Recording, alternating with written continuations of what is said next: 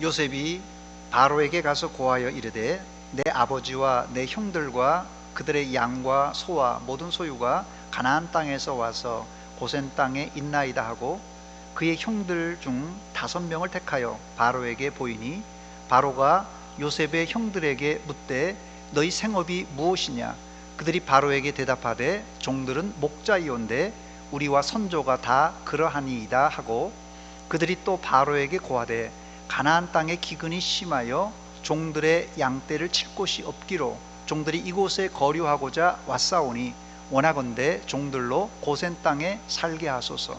바로가 요셉에게 말하여 이르되 내 아버지와 형들이 내게 왔은즉 애굽 땅이 내 앞에 있으니 땅의 좋은 곳에 내 아버지와 내 형들이 거주하게 하되 그들이 고센 땅에 거주하고 그들 중에 능력 있는 자가 있거든 그들로 내 가축을 관리하게 하라. 요셉이 자기 아버지 야곱을 인도하여 바로 앞에 서게 하니 야곱이 바로에게 축복하매 바로가 야곱에게 묻되 네 나이가 얼마냐? 야곱이 바로에게 아뢰되 내 나그네 길의 세월이 130년이니이다. 내 나이가 얼마 못되니 우리 조상의 나그네 길의 연조에 미치지 못하나 험악한 세월을 보내었나이다 하고 야곱이 바로에게 축복하고 그 앞에서 나오니라. 아멘. 야곱은 죽은 줄로만 알았던 아들 요셉을 고센 땅에서 제외합니다. 요셉은 아버지 야곱을 뜨거운 눈물로 맞이하는데 이때 야곱은 세상에 더 이상 바랄 것이 없는 아버지가 됩니다. 본문 창세기 46장 30절 말씀 보니까 이스라엘이 요셉에게 이르되 내가 지금까지 살아있고 내가 네 얼굴을 보았으니 지금 죽어도 족하도다. 아버지와 상봉한 요셉은 눈물을 닦고는 형제들이 살 수 있는 터전을 마련하게 되는데 형들이 애굽에서 합법적으로 살 수 있는 근거를 마련하기 위해서 바로 왕을 만나게 합니다. 요셉은 바로 왕에게 자신의 아버지와 형들이 고센 땅에 와 있다고 알리며 5명의 형들을 바로 왕 앞에 세웁니다. 이때 바로가 형들의 직업을 묻는데 형들은 자신들은 대대로 목자라고 소개합니다. 사실 애굽 사람들은 목축을 가증한 일로 보기 때문에 사실상 이들은 애굽 사람들이 사는 중심 지역에서 살 수가 없었습니다. 결국 이들은 목축하기에 적절한 변두리 고센 땅을 차지하게 됩니다. 고센 땅에 살게 된 것도 하나님의 특별한 섭리였습니다. 만약 이스라엘이 애굽의 중심 지역에서 애굽 사람들과 섞여 살았다면 야곱의 자녀들은 430년 동안 애굽에 동화되어서 그들의 정체성을 잃고 말았을 것입니다. 또 출애굽하기도 거리상 어려웠을 것입니다. 그러나 하나님은 애굽 사람들과의 지역적인 분리를 시키므로 야곱의 자녀들은 자기들만의 문화와 종교를 유지할 수가 있었습니다. 더 나아가 요셉은 아버지를 바로 왕 앞으로 인도합니다. 이때 야곱은 바로 왕을 축복합니다. 사실 야곱은 이제 130살이나 먹은 가나안 시골의 노인에 불과한 사람입니다. 그러나 야곱은 아들 요셉을 통하여서 바로 왕을 축복할 기회를 얻었습니다. 바로 왕 앞에 선 야곱은 한 가정의 아버지로서가 아니라 아브람과 이삭과 이 야곱으로 내려오는 믿음의 족장, 하나님의 제사장의 자격으로 이방 바로 왕을 축복한 것입니다. 이것이 복의 근원된 아브라함의 자손에게 주신 권세입니다.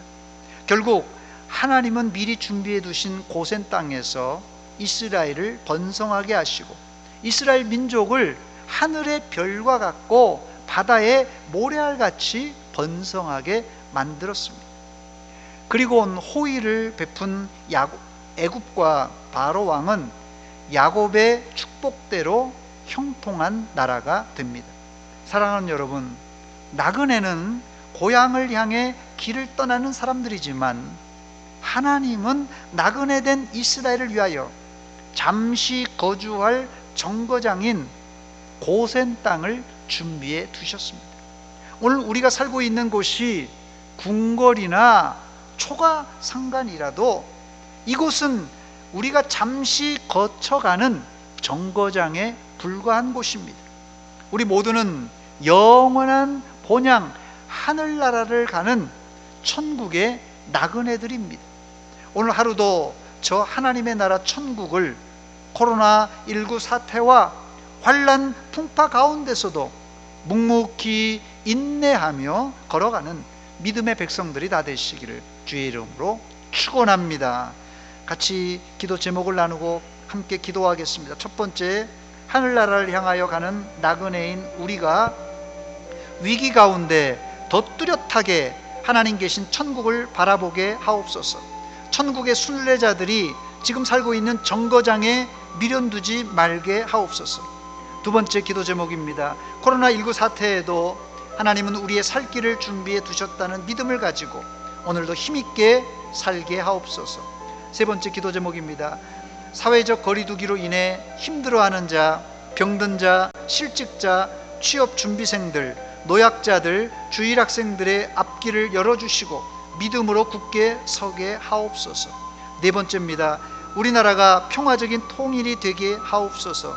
선교지에 선교의 문이 활짝 열리게 하옵소서. 마지막 다섯 번째, 가정을 위하여서 자녀들과 손자들, 또 여러분의 개인적인 기도의 제목을 놓고 한 목소리로 같이 기도하겠습니다.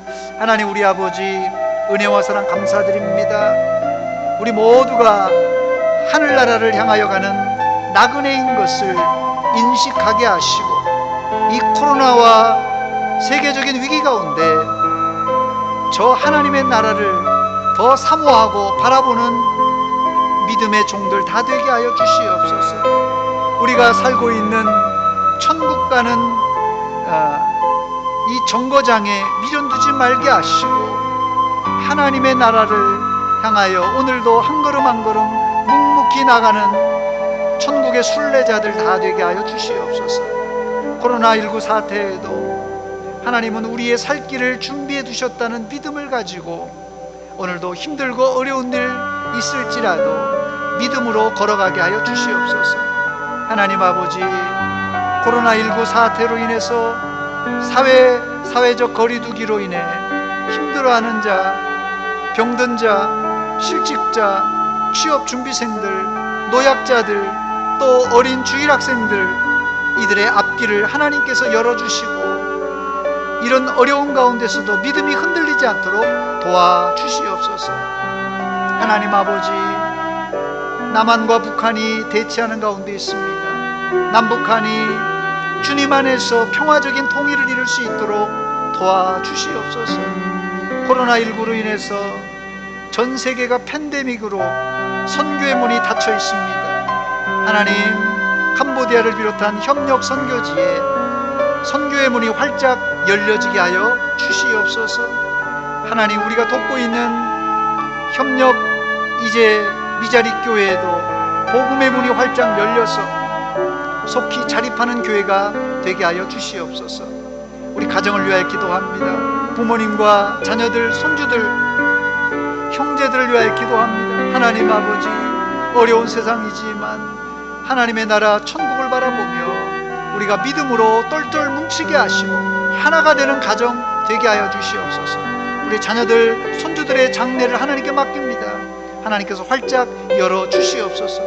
오늘도 하나님의 말씀 붙들고 기도하며 성령에 민감하여 이제 살아가려고 합니다. 하나님, 우리를 도우시고 인도하여 주시옵소서. 예수님의 이름으로 기도하옵나이다. 아멘.